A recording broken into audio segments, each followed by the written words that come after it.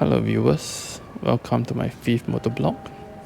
Sorry for the lack of update for the past 2 months or so. That's because I was down with a bad case of flu. Right, and that's set me back for a month or so. And after which, I was quite busy with my own personal schedule. Hence the lack of updates, alright? My apologies.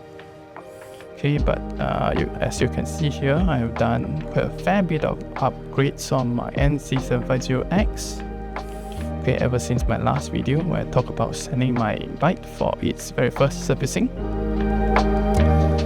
Well, in fact, I managed to clock around slightly over 800 kilometers before sending the bike to Bonsil for its first servicing. And after that, I started all this upgrading works. However, today's video is not to talk about all the upgrades I've done. I'll probably save that for another video. But today's motovlog is mainly to talk about my thoughts, my feel, and my experience after owning this bike for close to 3 months now, right?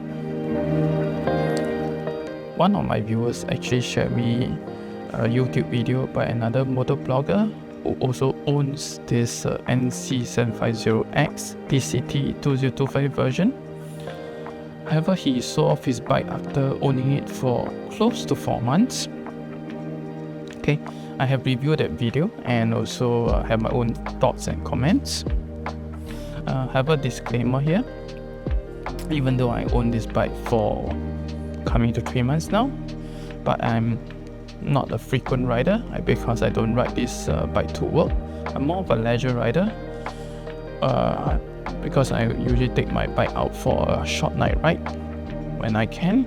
Also when fellow riders ask me to join them along for night rides. Okay, so here are my frank opinion and comments and also my experience of riding this bike for coming to 3 months now. Hello viewers, sorry for the long absence. I do apologize for not updating as regularly as I should because as mentioned earlier, I was sick for quite a while. Plus due to my busy schedule, I was unable to find time to do this review video, right? Okay, so today's video is mainly to review my this NC750X after owning it for close to 3 to 4 months. Yeah, technically this is my 4th month. Okay, one of my viewers actually pointed me to one YouTuber who sold off his NC750X after 4 months of owning it, and then I noted some of his points, so I will share some of my views. Technically, I really love this bike. Okay, even though I don't ride as much as I should, but still, in comparison, I really love the handling and everything. Right? So, yeah, let's not talk too much. Let's ride a little, and then let's get on to it. All right.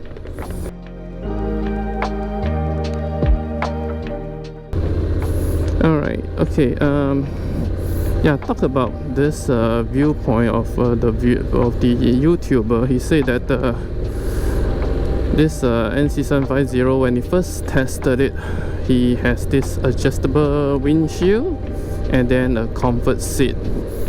When I bought this bike, when I signed on the dotted line, you know, I didn't even do a test ride. Right? At least he tested it. I don't know how is the comfort seat really like. I never experienced it before. However, his complaint is the stock seat, which I am using. I never upgrade to the comfort seat. The stock seat which he mentioned, he said that after a couple of hours of riding, you get pins and needles. Well, definitely, from what I read online, is that this NC750X, the seat is It's actually made of recycled material, which is quite good, but in terms it can be a bit hard. So however, for me, usually when I ride, you know, I mean for riders, we will ride, I don't think we'll be riding one shot 2-3 hours maybe. I mean maybe not in Singapore. Oops, sorry. Okay, because usually after 45 minutes to 1.5 hours riding, generally we get a bit of fatigue, and then we will just so-called take a short break. Alright, okay. Ooh, okay, go slow on the hump. Okay, so yeah, I mean after 1.5 hours of riding, I think it will be good to actually stop and have a break. So I would say that I'm not having any issue with the seats actually. I'm quite okay with it. I mean, I do get a bit sore after 1.5 hours of riding.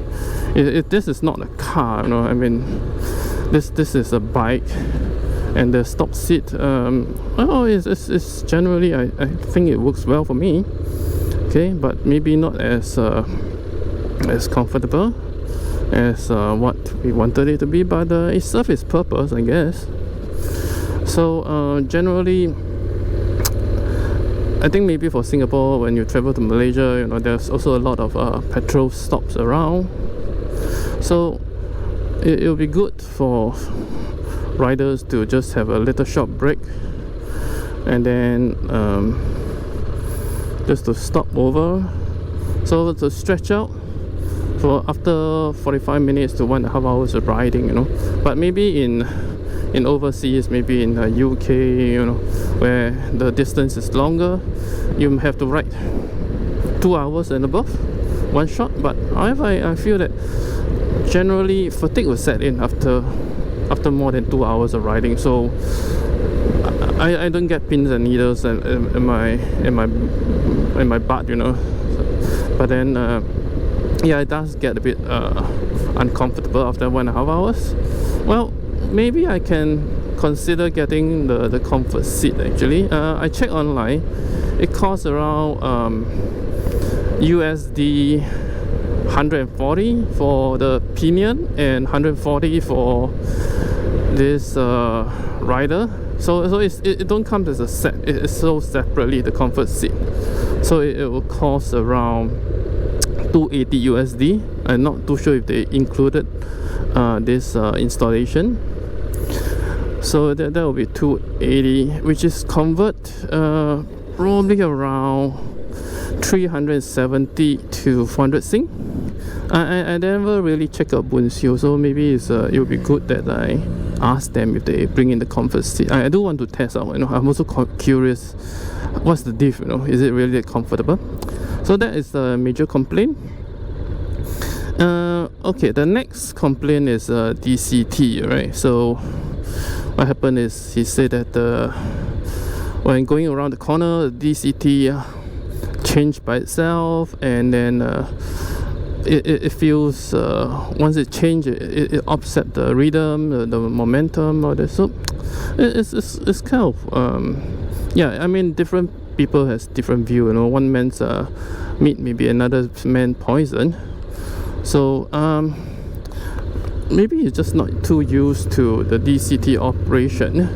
For me, because I actually drive the Honda Vezza or HRV, and it uses a CVT way of auto transmission. So I was quite comfortable. I was like in my elements when I was using this bike, the DCT. You know, it just feels right, especially in standard mode. It just feels as if I'm technically driving my auto car. So about the part of the gears changing, the DCT changing by itself when going around the corners or going around the curve, roundabout.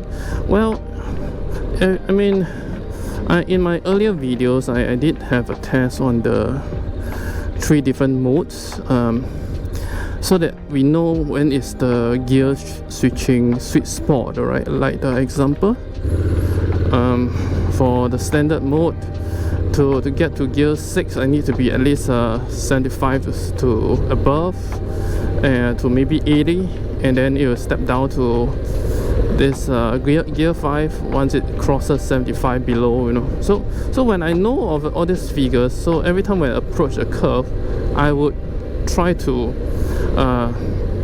anticipate, right? Would my gear shift, or should I do a bit of so-called control? That's one way. It is to control my throttle while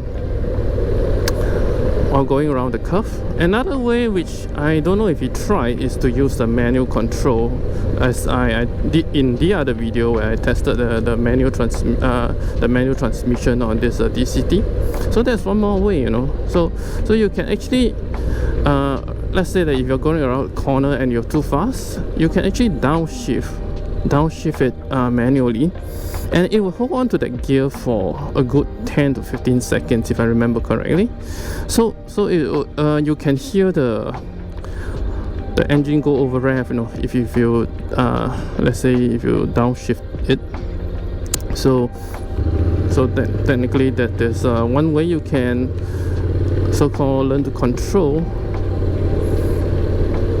the changing of gears when going around the corners, right? So technically this is how you operate DCT. But I guess maybe for the YouTuber, he's not very used to having a auto, you know. I mean, he has I guess he has very used to his manual bike, and then of course he can feather the clutch to control. I mean, I do miss the feathering of clutch at times, you know. I mean, now it's especially for U-turns, you know, I'm still trying to master it. Okay, so it's like now, okay, let's go around this. Okay,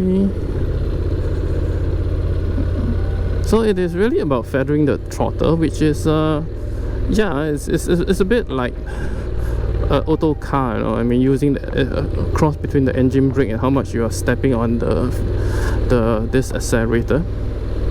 I mean, the principle works quite similar. Alright, so in that aspect, okay, that's the complaint for DCT.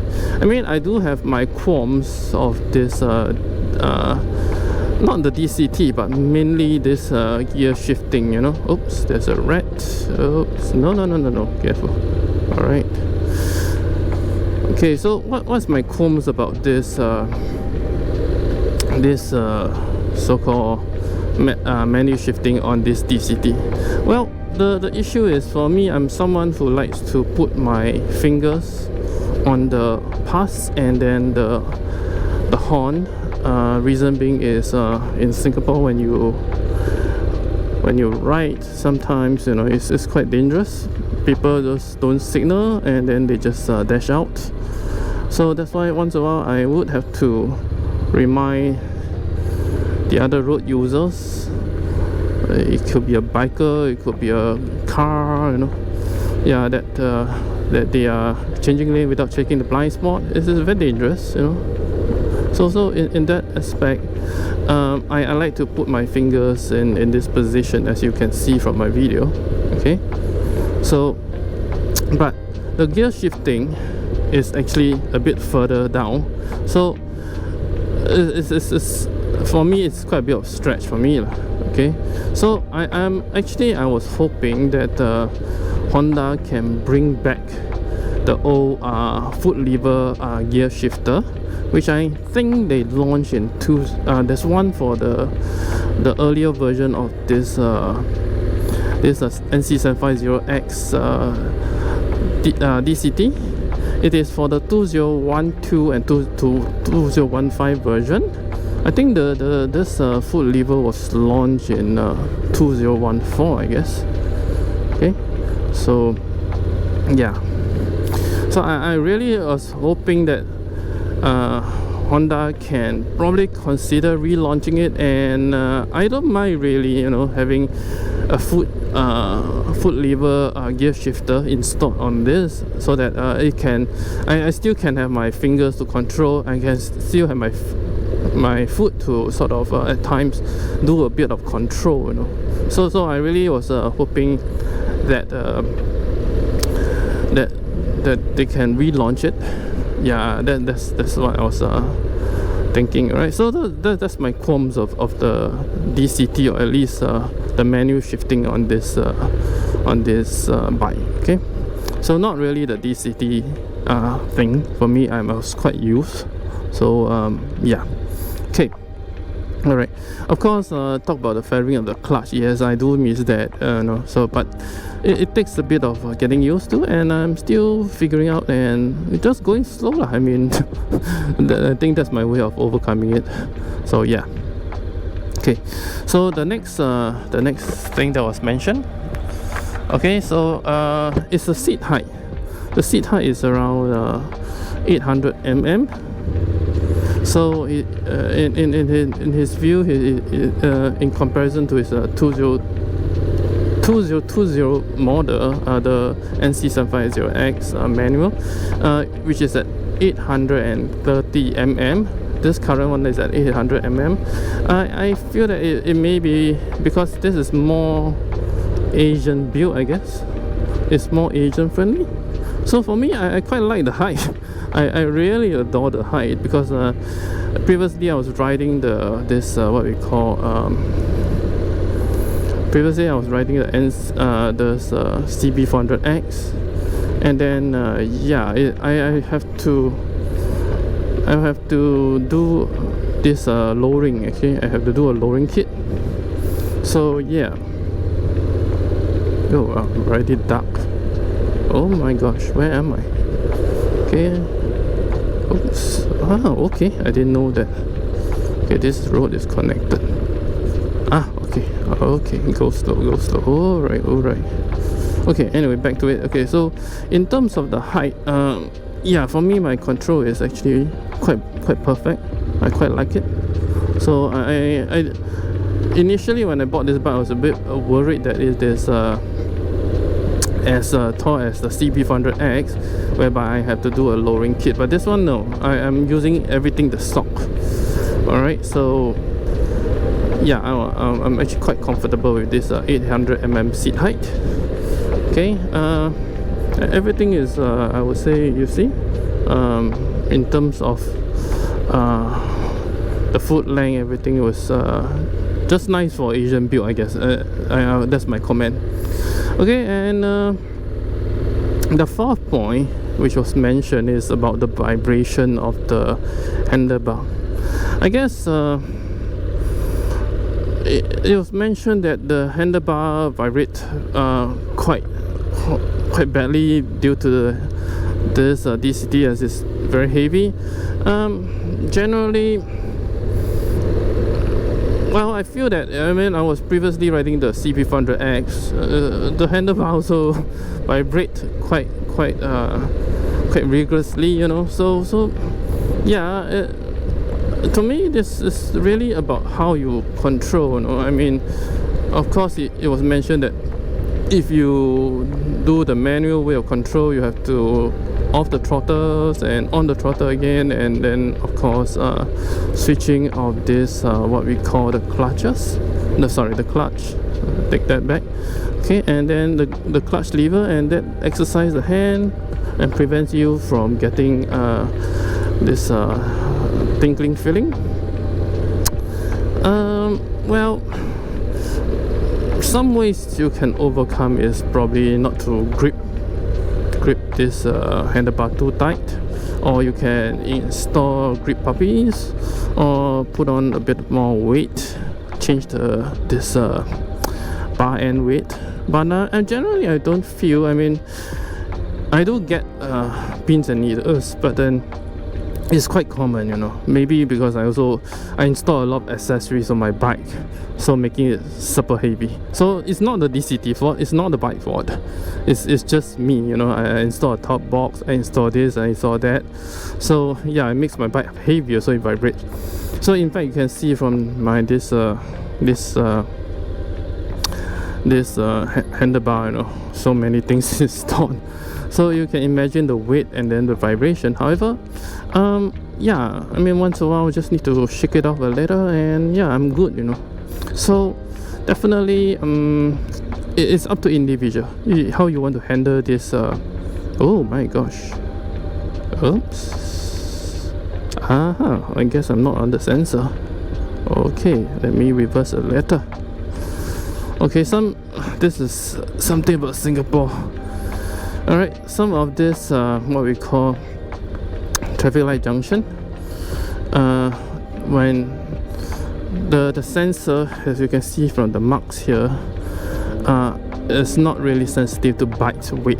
It is good for car, and then yeah, I hope that the green arrow comes on. You know, I just changed my route, no issue. Okay, anyway, back to it. Okay, so vibration on handlebar was one of the complaints, and then I feel that it is how you handle, how for me, you know, even though I don't have the clutch lever here, I'm quite fine, you know. I just once in a while I just stretch a little just to exercise it. Yeah, I mean, like I mentioned, it's like old record, you know, that yes, I do miss the feathering of the clutch, yes, especially U-turns, you know, yeah, especially when I want to so-called do my parking, you know, back reverse park my this bike. So yeah, I mean, it's quite useful, but then I do miss it, yep. But still, you know, it's all about learning how to use the throttle.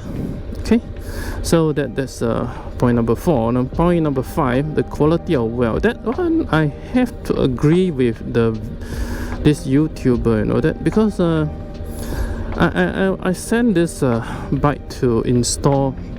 Okay, maybe my luck is here. Okay, hopefully he can activate the sensor. Okay, okay, the quality of weld, yes, point number 5. So it was mentioned that there's the weld quality of this bike is really not as good as some of the Chinese bike. That I have to agree, you know, that I mean, when I look through the bike, when I send my bike to actually install. Oh my gosh, this is a bit tight. Then didn't realize that. Okay, so what happened is oh, okay, oh, it's such a small road. Okay, right, okay, yeah. So the quality of weld, talk about the quality of weld. Okay, not too bad, sorry. Okay, talk about the quality of weld. Yeah, sorry, yeah, back to it. I got distracted, apologies.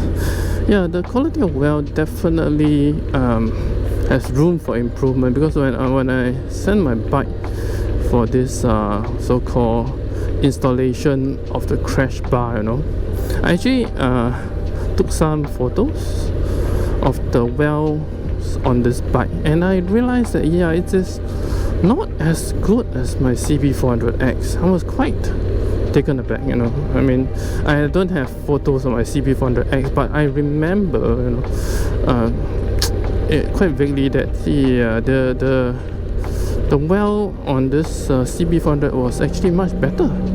So I was like, maybe due to the rushing of this demand. Oh, very loud engine. Maybe due to the need to rush for the demands, you know. So maybe the weld it is not as good, possibly. Alright.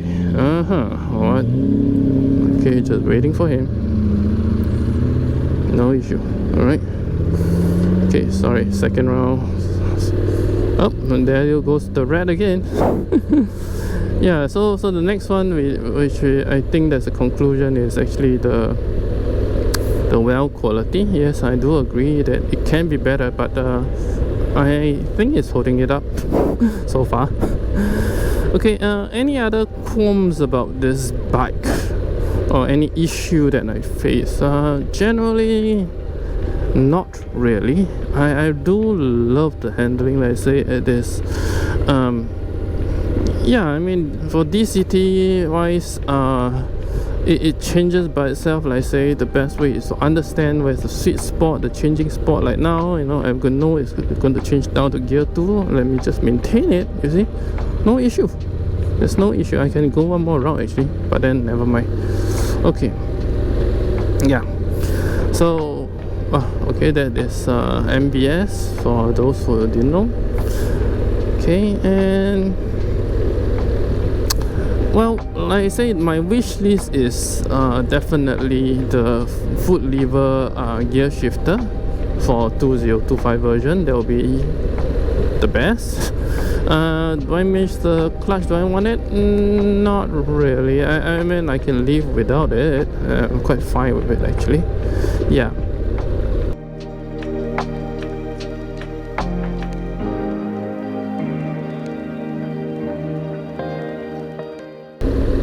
Yeah, and then yeah, anything else I want for this? Oh yes, definitely one. I almost forgot.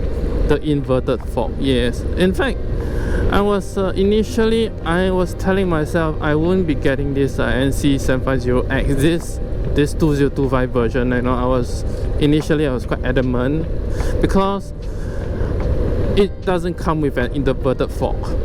I guess it will offset the cost by another probably 1,300 to 1,500 maybe. I mean, just an estimation ballpark figure. Yeah, but but you can just incorporate it. I mean, all of us were looking forward because even the CB400X is actually having this inverted fork. So my first bike, the MT15 inverted fork, a CB400X 2022 version inverted fork, you know. So yeah, I was really hoping that for this bike it has its inverted fork. So when I saw that there's the normal fork, you know, which is the telescopic the non-inverted version, I was like, nah, I'm not gonna get it. You know, I was initially very adamant, you know, until I just like I say, I wonder what did I do. I just go down to this SSDC Bunsiu Roadshow, you know, and then yeah, and the deed is done. I just signed the dotted line without even test ride the bike. Can't believe it. But then still, you know, after 3 to 4 months of owning it, well, I'm still loving it. Just that unfortunately for me, I don't have the luxury of time to ride as much as I want to, because I was quite busy. I had to take care of my baby daughter, especially when she needs to do a night feed, all this, so it's not easy. So yeah, I need to help my wife, so that's why I was unable to ride as much as I want to in the night. Okay, plus the work, I do need a bit of focus during my work, so in the night sometimes I just need to sleep early, so that's why I was unable to do this video. So that's why I was pushing back for like quite long. I do apologize for that. But yeah, here's my review of this NC750X 2025 version. Okay, so far I would say loving it. Just go for it. Definitely no issue. Yeah, I mean, just enjoy this this DCT. You know, if you're not too sure, you still prefer the manual. Some say that riding the bike is all about the manual, the gear shifting, that's the fun part. I do agree, not that I disagree with you.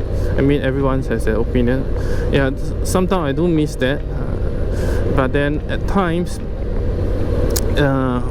riding is also all about, you know, feeling the wind through your helmet, through you, you know, blowing with the wind blowing so fast around you, everything just goes. So generally that is the experience of the riding that I was looking for, you know, the feeling of freedom.